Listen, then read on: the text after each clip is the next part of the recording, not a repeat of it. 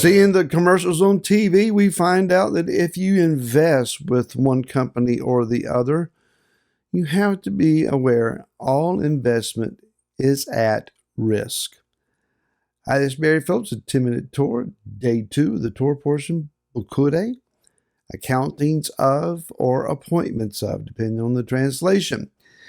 We are in Exodus or Shemot chapter number 38. Today we read verse 21 and then we drop down to verse 25.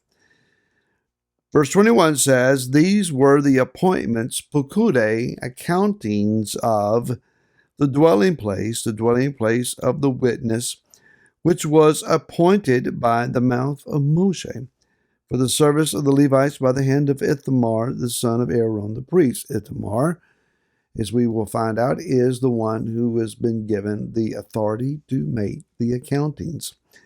In verse 25, "And the silver from the ones counted of the congregation," a little different form here, "the ones counted of the congregation was 100 talents and 1,775 shekels, according to the shekel of the set-apart place."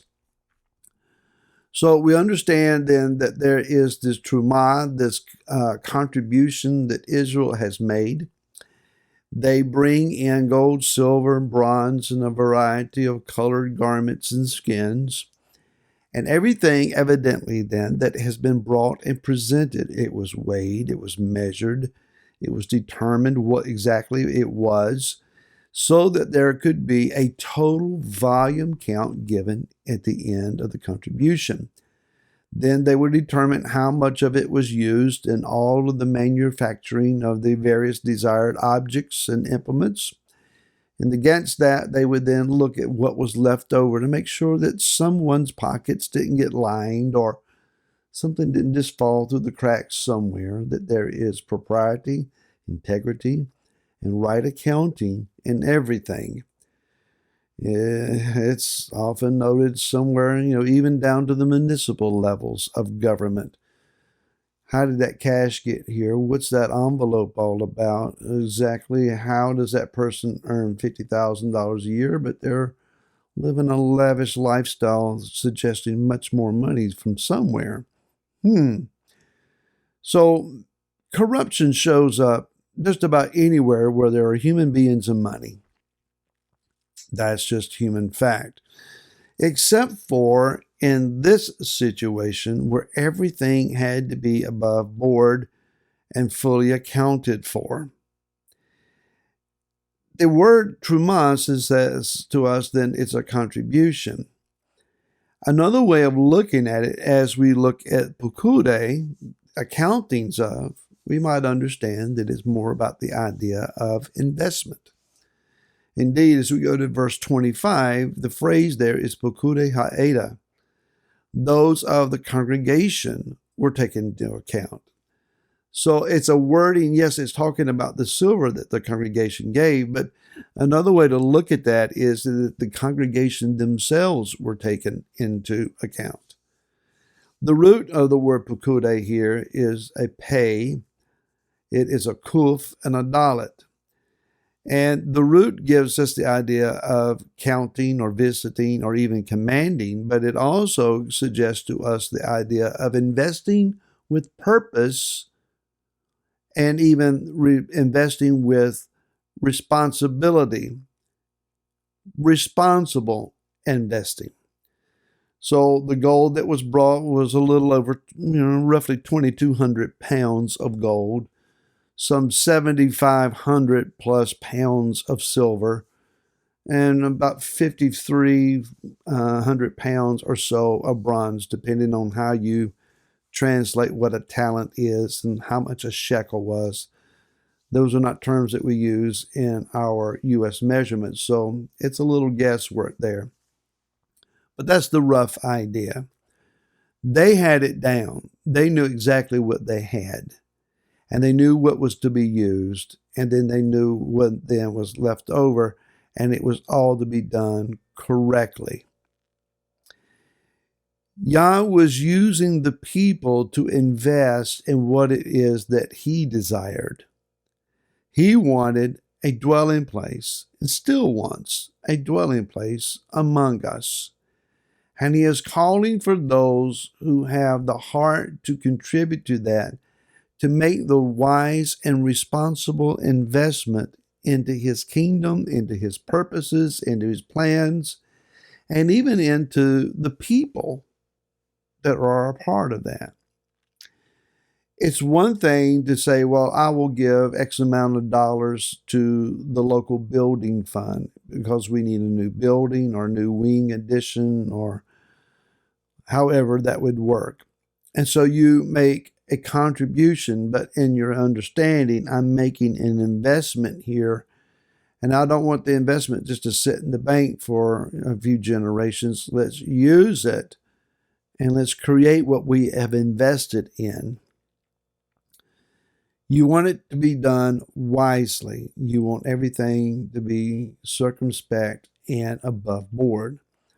In the House of David, where Laura and I lead, we have those that are accountable and responsible for every dime that comes in, and they are indeed accountable to it. They are above board. No questions asked. That's what you want.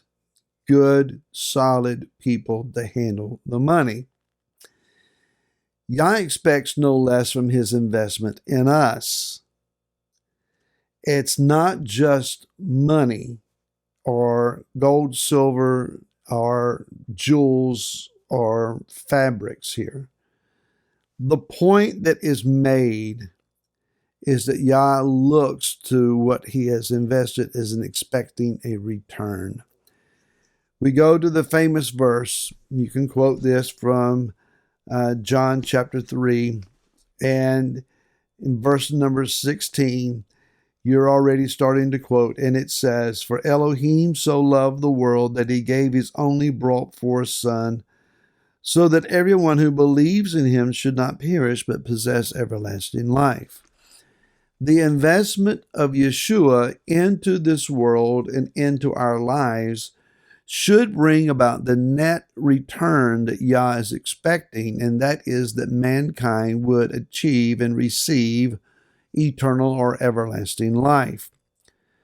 Not everyone has proved that investment to be solid.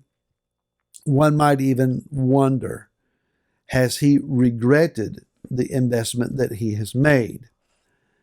But then we look at those whose lives were dramatically changed and altered and improved, and how that Yah has done the miraculous and raised up people to do incredible things in his name. And yeah, there has been a return on the investment. And 1 Corinthians chapter 3, beginning with verse 17, it says, actually that's verse 12, excuse me. "And if anyone builds on this foundation with gold, silver, precious stones, wood, hay, straw, each one's work shall be revealed, for the day of judgment, the day of accounting shall show it up. Because it is revealed by fire, and the fire shall prove the work of each one, what sort it is, whether it's something that will survive the fire or be consumed by it. If anyone's work remains which he has built on, he shall receive a reward. If anyone's work is burned, he shall suffer loss, but he himself shall be saved, but so as through fire." So Yah has given to us times and opportunities, skills, abilities, callings, anointings, privileges. He has called us to do things that we're not capable of doing, so he has invested his grace and ability in us. And he is looking then for a return. What kind of return will he get? Kind of like the story that's found in Matthew chapter 25 of the one who brought his servants before him and offered them talents. And then they had to, at his return, stand before him and say what they did with the talents. Two were wise and invested wisely with what they've been given. One simply said, "Your son died for me. I'm born again, and that's about what I got." I think he's looking for more than you or I just surviving. He's looking for souls and lives and opportunities made good advantage of. So let's get to work. And I'll see you again tomorrow. Until then, shalom.